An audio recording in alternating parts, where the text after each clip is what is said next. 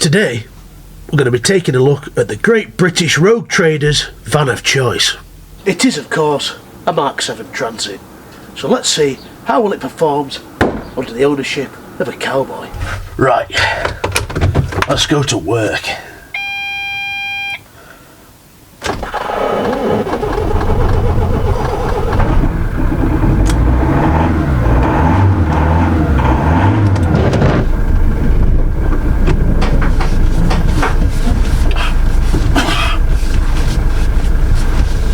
Well, the power steering doesn't really work.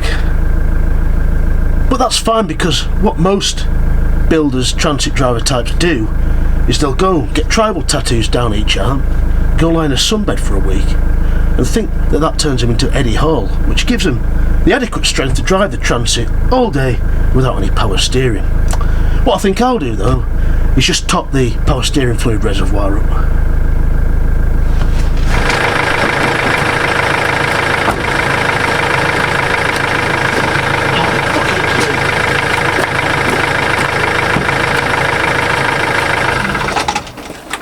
But what a stupid idea. Like most Fords of this era, got to take the key to open the bonnet. So if I'm like most transit owners and the battery's fucked on my van,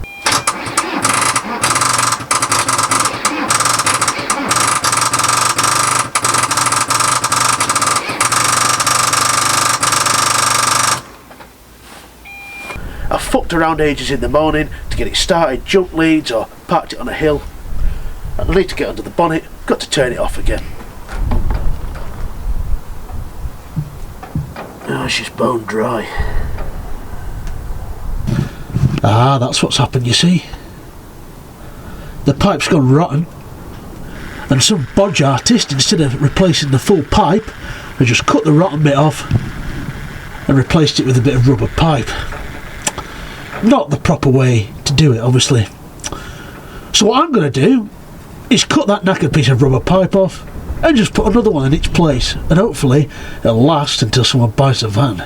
There we go, look, a truly professional job.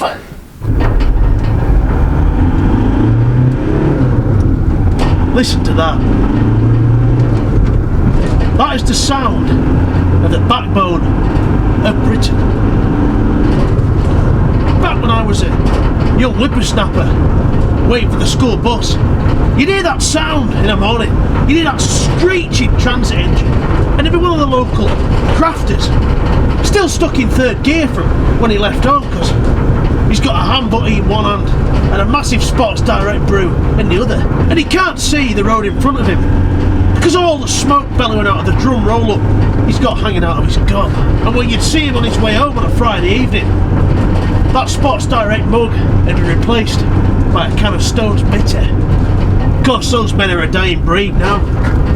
You grafters now, they've got to have brand new Transit Customs with alloy wheels and spoilers and fancy decals on the side, you know. They've all got their own graphics designer and the head to toe in Snickers work gear that's not got a speck of dust on it.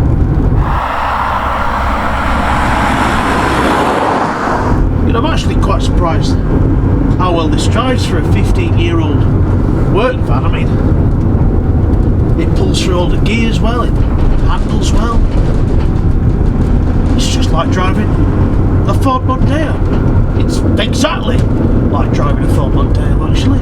Well, that's interesting. The dashboard has completely failed. Well, it hasn't. The warning lights have all come on, but nothing's happening. Bloody hell, it's getting quite hot in here. I think I'll just open the window.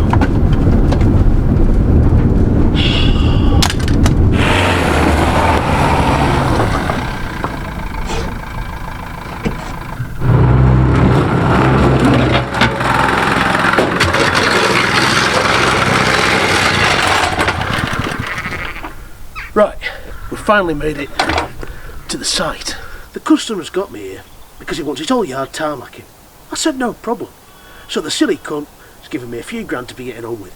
But all I'm going to do is I've got all my old engine oil out of the garage.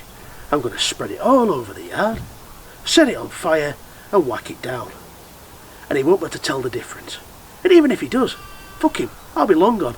Just another rogue in a transit.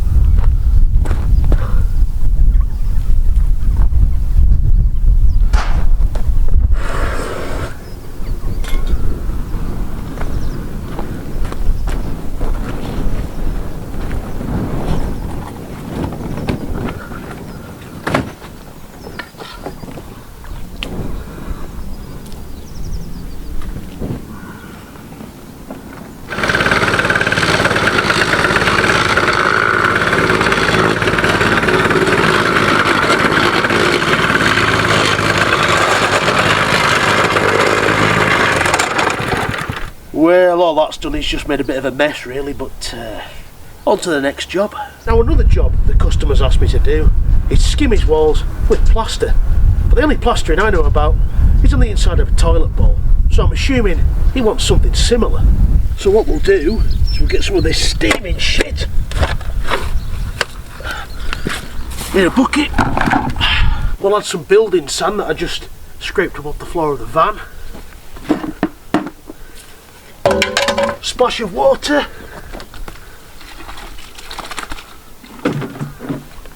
Then we're going to stir it all up with this drill that I got off another transit driver with Irish plates.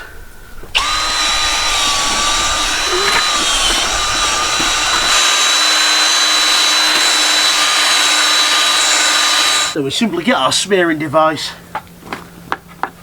and apply the mixture to the wall.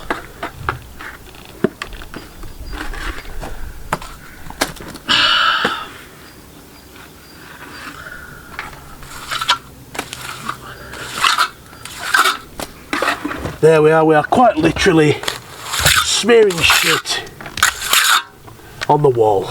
And like I say, if the customer's not happy with his finish, I'm just another road trader in a transit. I can just melt away. Anyway, looks like it's about to rain, so I think we'll go for a brew. Get this nice little table out.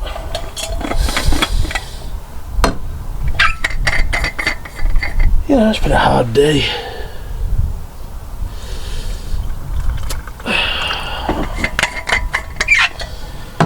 I forgot a bit of reading. No. Ah.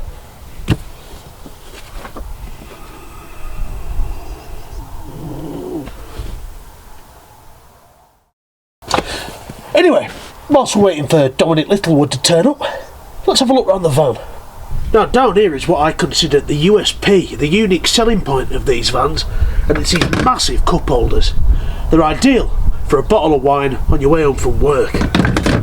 Then of course the dashboards in these vans are always absolutely covered in rubbish, you know, pizza boxes, chip shop wrappers, crisp packets. And then the driver will go to the garage and say, "Ooh, the demisters aren't working." Well no, just move the rubbish away from the dashboard and your windscreen will clear just fine. Under here we've got an AUX input for the stereo system. So when your wife rings you up going mental because you've not paid the mortgage for 6 months, you can put her through the speakers of the van for the whole of the building site to hear. There's a great big bin in the centre console. Hey, what's that? Well, it appears to be a bag of cannabis, so that's probably the best place for that stinking shite. You're better off with heroin. What else have we got in here?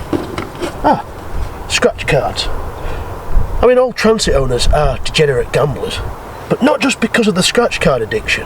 Because you take a gamble every time you buy a transit. Take this one for example.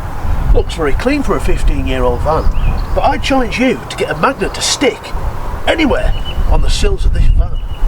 I mean, let's face it, you're some builder, tradesman type.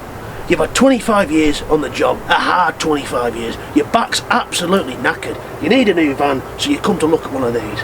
It's going to be tea-cutted up, the wheels will be freshly painted silver, and the engine runs. So all you're bothered about. You're not going to start crawling round underneath on your back, scratching about to see if it's solid and all this and that. Oh no, they'd have to get a Merlot to come and drag you up off the floor.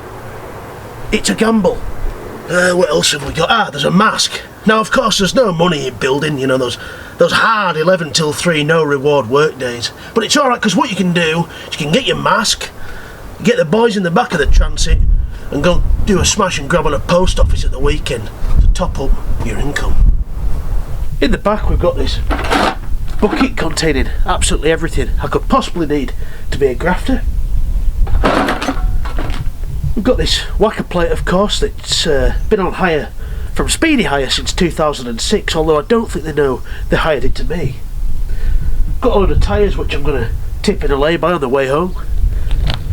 And a wrapper for a pork sausage swirl sandwich. Must have been a very good week when I bought that, because it was £2.57. Luckily this transit has a tow bar, so I can drive around with a plant trailer with a digger bucket rolling around in the back. So when I'm driving around killing time, if the customer sees me or another builder, it looks like I'm busy.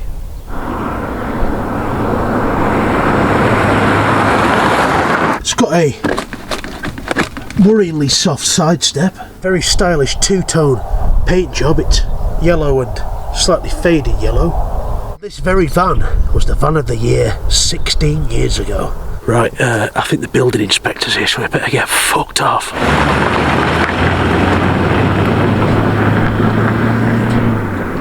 Well, there we go. I've successfully completed a week of graft using the Transit, and I think it's handled it all quite well. So now I can go on continuing to shaft unsuspecting customers for months, years to come. So, if you're a cowboy and you're absolutely dying to meet Dominic Littlewood, and you're looking for a trusty steed to ride on into the builders' merchants every morning, look no further. Fetch £2 cash, sign the logbook, and off you go. Scabs on my lips and I could him. They get out of place. Toasters me, 90 pound barrels round the bay. Rotten chops, you'll need them on 9.5 feet on the flop. Knocks in a crab souffle. Taste big for me. Hey, oh, grab that top, mark it up, I don't want to suck.